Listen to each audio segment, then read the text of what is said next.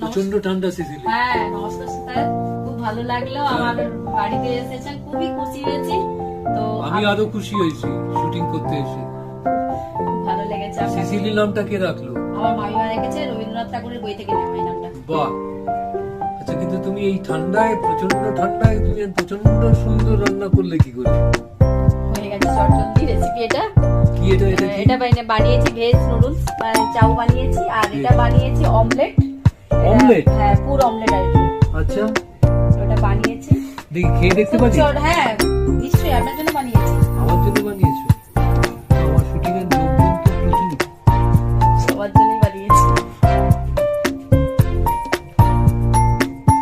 বাহ, অসাধারণ। Thank you sir. রান্না শিখেছো কার কাছে? মায়ের থেকে, ঠাকুমার থেকে মেন শেখা, আর যা কিছু নিজের আইডিয়া, ইউটিউব সব রকম শিখেছি। তোমার ইউটিউব চ্যানেল কত দিলে?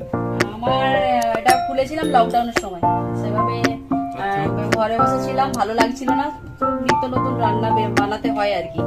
তো সেইখান থেকে মাথা থেকে বিভিন্ন রকম টিভি শোতেও গিয়েছি, রান্না করেছি। তো বিভিন্ন রকম শোতেও গিয়েছি, মানে ইন্টারন্যাশনাল লেভেলেও রান্না করে এসেছি।